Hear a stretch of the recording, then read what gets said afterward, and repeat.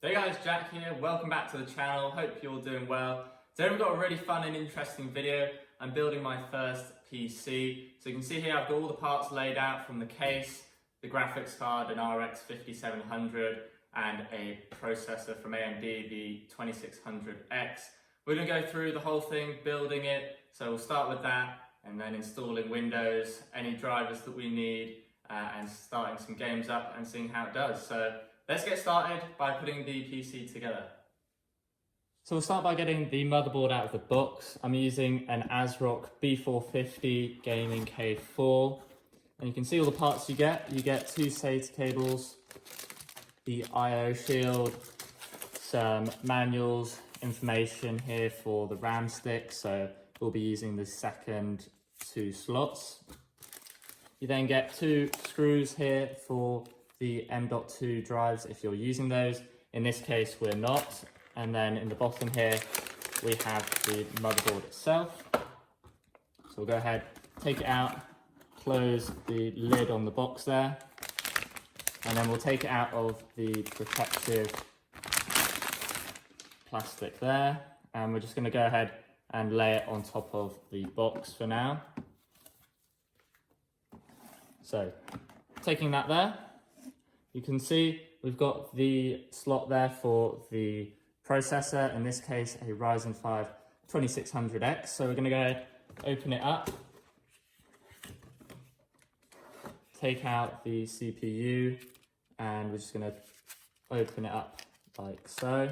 Be careful not to drop it.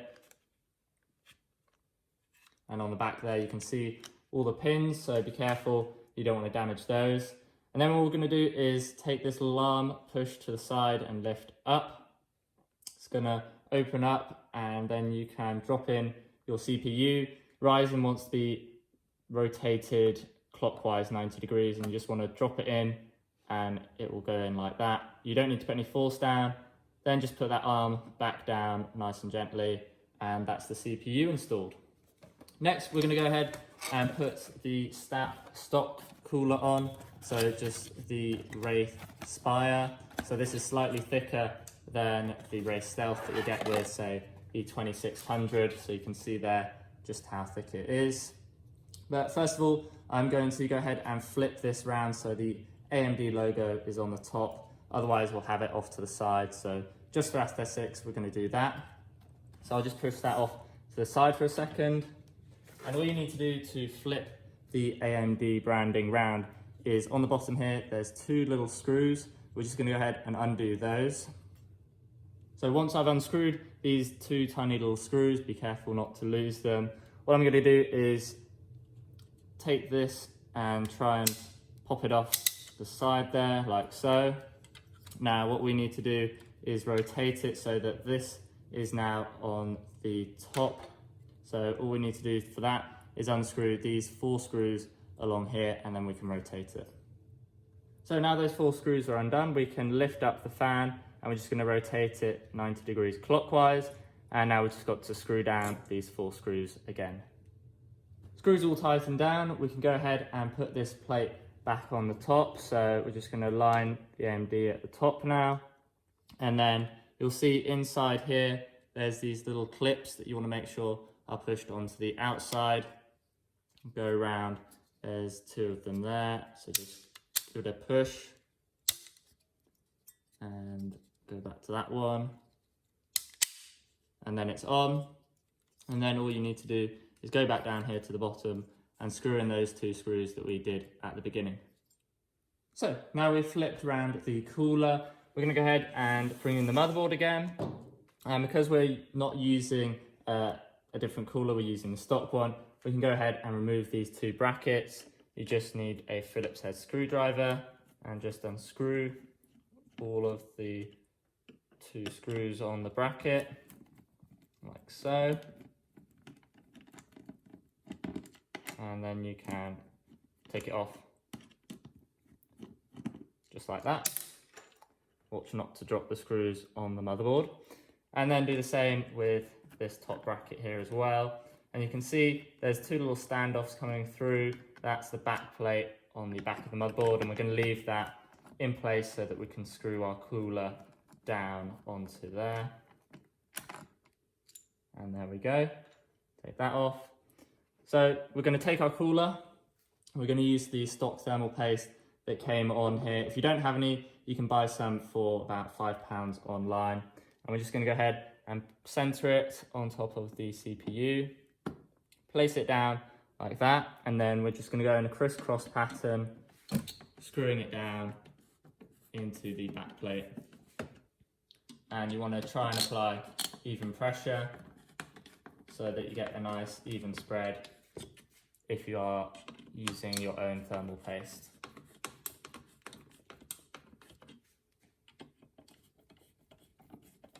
So now that we've got all 4 screws into the back plate, we're going to go ahead and start tightening them down.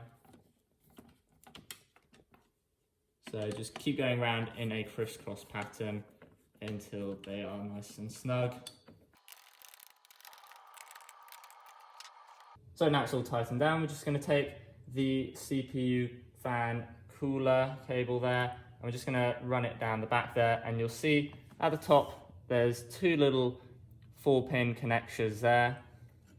Now that the CPU cooler fan is installed, we're going to go ahead, take this cable, and we're just going to run it along the back here so it's nice and neat. And you can see down here 2 4-pin connections, and one of them is labeled CPU fan 1. So we're going to go ahead and slot this into there, just like so.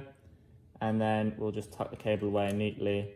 It's just going to be wherever you can fit it, hide it away, so there seems good enough. And then we're going to go ahead and install our RAM. This is 3200 Corsair LPX Vengeance RAM. So we're just going to go ahead, take it out of the box. You can see a nice black, plain, low profile kit.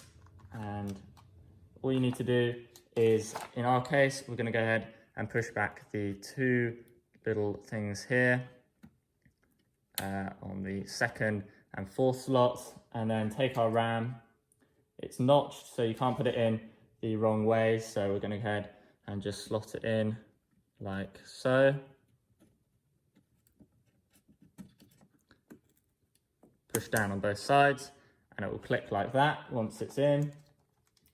And we'll do the same with the other one. Push down and you hear click like that. And now that's the RAM installed.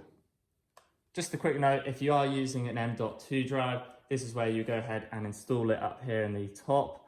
And there's a second one just here as well. And you can see you've got a little pin here. You can go ahead and use those 2 screws that came in the motherboard to install it. But since we're using a 2.5 inch and 3.5 inch drive, we don't need to do that now. So we'll go ahead and move to the case now to install the motherboard. So we have the NZXT H510 case. First thing we need to do is go ahead and install the I/O shield. Make sure that the little bits sticking out are on the inside, and then you have it the right way around so that, in our case, 2 USB ports going to be at the top. You just need to go from inside the case, line it up with the cutout on the back, and then just give it a good push and it will snap into place.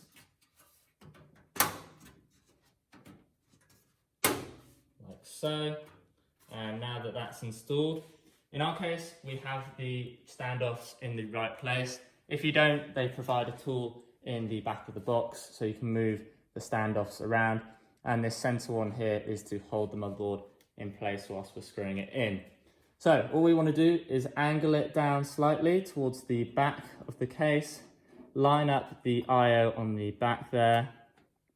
Once that's in, you're just going to want to slide it back towards the back of the case, and it should then be held in place by that standoff in the center. Then all we need to do is grab the pack that says 6x32, and we're just going to go ahead and put all the screws into the motherboard, and we'll come back once I've done that. So all the motherboard standoffs are now screwed in, and whilst I've got the case like this, I'm going to go ahead and unscrew these 4 screws at the bottom so that we can go ahead and install the hard drive. So they're pretty tough to get out, just need to unscrew them all.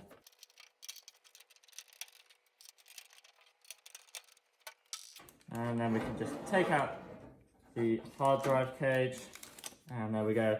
And we'll go ahead and install the 3.5-inch drive. So to install all the games, we're using a 1TB Seagate BarraCuda drive. So not the fastest, but we'll be able to store a lot more games than the SSD. So what we need to do is slide it into the drive cage like so, line up the holes on the side, and then we're going to use the same screws as the motherboard, these 632 screws, to screw into the hard drive.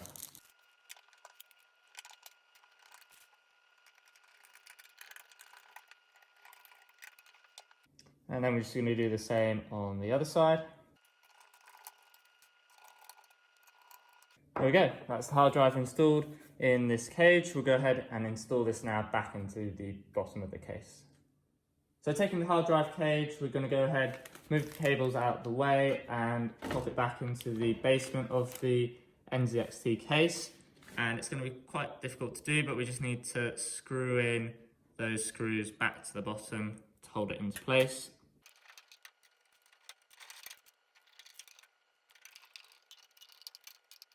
There we go, hard drive installed. Now we can move on to the next one. For our SSD, we have a Crucial MX500, so this is going to give us a fast boot using Windows 10 on here and any light applications that don't take up too much space. So it's 240 gig SSD, and we're going to install it back here so it's nice and hidden. Nice thing is you can use this on the front, on top of the basement, if you want to show off your SSD. In my case, I'm going to keep it back here. So we just need to undo this screw here. And then we can take off this little attachment here. And we're going to go ahead and screw the SSD into here, just like that. And we want to use the screws that come with the case, the M3 And we'll go ahead and screw that in now.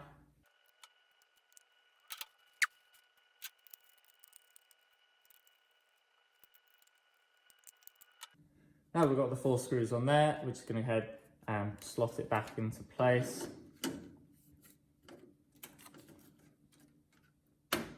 Like so, and then screw that screw back into the top here so it's nice and secure.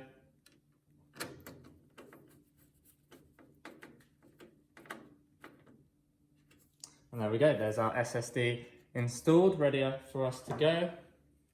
So now it's time to install the power supply. In this case, I'm using a Be Quiet System Power 9, 600 watts, so should be plenty to power the system. All we're going to do is fan side down. We're going to put it towards the bottom of the case, slide it in to the back here, place it down gently, and then using the 4 screws that come with the power supply, we can go ahead and screw it into the back of the case. So we just need to line up the holes with the back of the case and then go ahead and screw it in.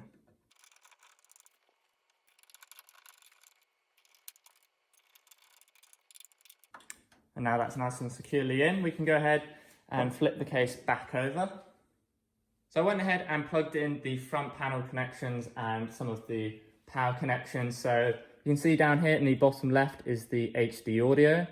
Then we have the front panel connections. This is all one piece, but if you have a motherboard that has a slightly different pin layout, NZXT does provide a little adapter here that splits it off to the individual pieces. Then we have the USB 3.1 up here, followed by the 24-pin power here, and then the type 8-pin, up here for the CPU. And then I cabled the fan back through to plug into fan header number 1.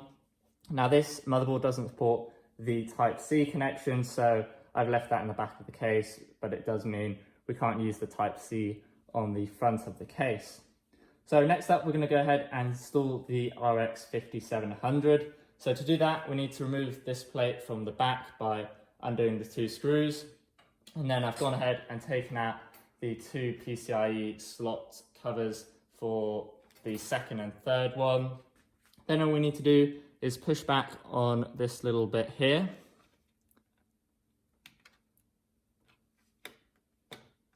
Like so. And then we can go ahead and take our MSI Gaming X graphics card, and we're going to go ahead and just line it up like so with the 16X slot, and then go ahead, push in,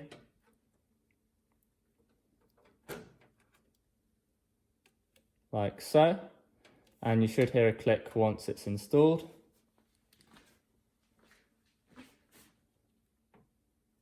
Once it is, we're just going to go ahead and take the 2 screws that we took out of the PCIe slot and screw it back into the back here.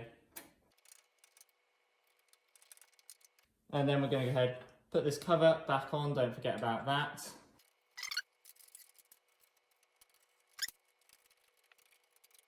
And now that that's installed, we can go ahead and give the graphics card some power. So you can see here, it uses 2 8-pin connections. So we're going to go ahead and plug it in. So earlier I went ahead and plugged in the SATA cables into the motherboard, and now one is plugged into the SSD and the other one into the hard drive. Now we just need to give them some power. So I'm going to go ahead, use one of the 2 cables with the SATA connector, go ahead and plug it into the SSD here, like so. And then I'm going to go ahead and use this other cable and plug it into the hard drive. And there we go. So that's everything connected up. We just need to now give this a tidy so it's nice and neat. So now it's looking a bit neater, and we have all the cables tucked down into the basement. That's the nice thing about this case, you can just hide it all the way down there. We'll go ahead, put this back panel back on. So we just need to slot it in at the front first, and then on the back here we've got 2 screws that we can do up. Okay, so moment of truth, time to see if it switches on. We'll go ahead, flip the switch on the back of the power supply. We can see a red light already. Hit the power button on the front. Fans are spinning up. We've got the CPU cooler on, the fan here. I moved the top fan over to the front here as an air intake, just so it blows onto the graphics card and can kind of move this way through the case. And graphics card as well, lit up, fans are spinning. So we'll go ahead now, go to a monitor and see about the setup of Windows. So we're going to boot up into the BIOS. I already put in a USB stick with a Windows 10 installer. If you want to know how to do that, I'll leave a link in the description to someone else's video on how to do that. So I'm going to go ahead, hit delete on the keyboard, launch into the BIOS, and there we are. So we can go ahead and check what we've got. We've got the 2600X, 6-core, running at 3.6 gigahertz. All 16 gigs of RAM is detected. Currently running at 2133, but we'll sort that out later. If we go into advanced and go to storage configuration, we can see the 2 drives there, so they're both red and connected. Now we'll go into the boot here, and you can see here option 1 is SanDisk, so we'll go ahead and exit, and it should go ahead boot into that USB stick, so we can go ahead and install Windows 10. So now we're booting up into that USB stick that I have plugged into the back of the motherboard, and it's now setting up Windows 10 and installing it onto the SSD. So that's our C drive, the faster option. And once it's installed, you can go ahead and set the PC up like you would any new PC or a laptop. You go through, create your account, add a password if you want that, and then go through all the options that Microsoft gives you. So in most cases, I'm switching things off, a few things I've left on, and then I'm going to go ahead, let it finish setting up. It will restart a few times, that's normal, but once it's done, you'll be presented on the desktop. Alright, so it's gone ahead, installed Windows. You can see it's pulled Razer from an old laptop that I had, the background there. First thing I like to do is go ahead and check for updates from Windows. So head to settings, updates and security, and then hit check for updates. And I just like to do this beforehand, so doesn't get confused when we go ahead and install drivers ourselves for the graphics card, chipset, everything like that. So we're going to go ahead, keep clicking update until there's no more updates available. Now that we have Windows 10 installed and updated, it will have gone ahead and downloaded some of the drivers, but it may not necessarily be the latest ones, and we want to get the best performance, so we're going to go ahead and download them ourselves. So in the case of the motherboard, I've gone to ASRock's website and then just searched for my motherboard, and then gone ahead and downloaded the AMD all-in-one driver with the audio driver and the LAN driver. So you'll notice some of these things work, like the LAN driver, but we want to have the latest, so download that.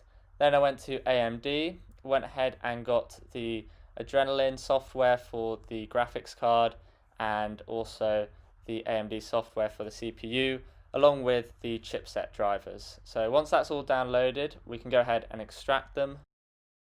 In order to extract the files that we just downloaded, it's very simple. All you need to do is right click on each folder and then select extract all. It will go ahead, extract that file, then you can simply double click it to run it and install those drivers or the piece of software in the case of something like AMD's Adrenalin. And then once the software is installed, you can simply open that app and install something like the graphics card update, and it gives you a lot of options if you want to simply overclock it or really fine tune it for each app or game. It has some nice features in there, so go through that, check it out, see what options you want to tick. So I went ahead and just selected a simple overclock that is built into the AMD software.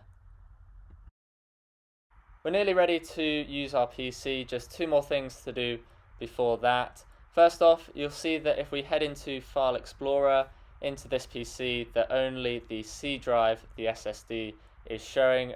The 1TB hard drive isn't there, so we won't be able to store very many games. So in order to get that to show up, we need to right click on the Start menu, head into Disk Management. It'll pop up with the option straight away to initialize it, but in case it doesn't, all you need to do is right click on the 1TB hard drive, start initializing it, and follow the setup. No need to change any of the settings, just keep them all as default. And then once you've done that, you'll see it turns blue. It will show up down there in the bottom right, and then you can go back into File Explorer and you'll see you have your drive there ready to use and install large things like your games or videos, photos, and keep your SSD free for applications and the OS. The final thing to do is restart the computer. Upon boot up, you want to hit delete to head back into the BIOS, and you'll see currently that the RAM is running at 2133 megahertz, and as you know from the beginning of the video, we bought 3200 megahertz RAM. So all you need to do is go into the tweaker and then select XMP profile 2, and then you can run it at that 3200 speed, so you get the full performance, as Ryzen does prefer faster RAM. So make sure you check that if you've bought a PC or you're building one. You want to get the full performance from your RAM and CPU. Once that's done, we're ready to install the games, start testing it out and see how well it performs. Here we have Dead by Daylight. Not the most demanding game, but still fun to play nonetheless. Highly recommend it to anyone that hasn't played it yet. We're running it on my Dell monitor. If you haven't seen an unboxing, link in the top right there. It's a 1440p monitor, so you're going to get some nice sharpness, but if you're running at 1080p, then you'll get higher frame rates with the RX 5700. But in the case of this game, it's limited to 60 frames anyway, so that means with the 5700 we can run it in ultra 100% resolution and get that lock 60 with anywhere from 70 to 90% GPU utilization, and temperatures are good in the 50s, and power draw is well below the 180 rated for this card, using about 110 watts. So performance seems to be smooth for this game. We'll go ahead now and test out another one. Up next we have the old classic GTA 5. I'm sure they'll come out with a new one soon. Again, we're running at 1440p, so on this Dell monitor you can get that resolution and very high settings pretty much across the board. In advanced, you can see I have just the extended distance scaling turned up, so you don't get things coming in suddenly when you're, say, driving. We'll go ahead and run the benchmark, see what we get. So on the first scene, we're getting anywhere from about 55 up to 70. If you want to get that locked 60 FPS, then you can go ahead and turn down some settings. But for 1440p with an RX 5700, this seems pretty good. And you can see in the top right, our GPU is getting full utilization, so anywhere up to 99%. So we know we're getting our money's worth there. So we'll go ahead, let this run so you can see what it's like.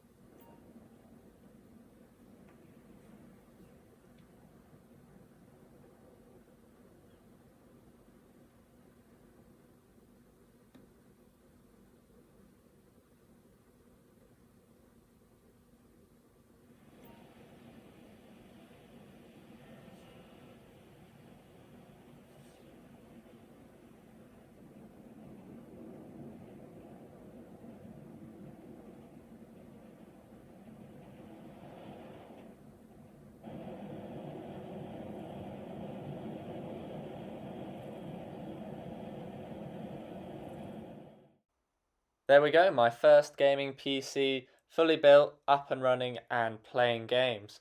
So for less than £700, I was able to build a PC that can play games at 1440p at 60 FPS. I was able to save some cash by getting some things second hand. That included the GPU along with the CPU and the power supply. You can get those pretty easily second hand, and usually they don't get any faults. Things like storage, I would go brand new. You don't lose any files by having a faulty one, so brand new for storage. Everything else you can look at getting secondhand to save some cash. I have left links to all the parts down below. They are affiliate links, so if you do use them, they will help out the channel, so that's much appreciated. If you do have any questions or tips for me, post them in the comments down below and I'll get back to you as soon as possible. If you found this video as enjoyable as I did making it, please hit that like button down below. It really helps out the video and the channel. I know it wasn't the best quality, but it turns out it's very difficult to film and build a PC at the same time, so huge respect to people who do this on the daily. And if you're not subscribed, hit that subscribe button over there on the left so you don't miss upcoming videos, and I'll see you guys in the next video.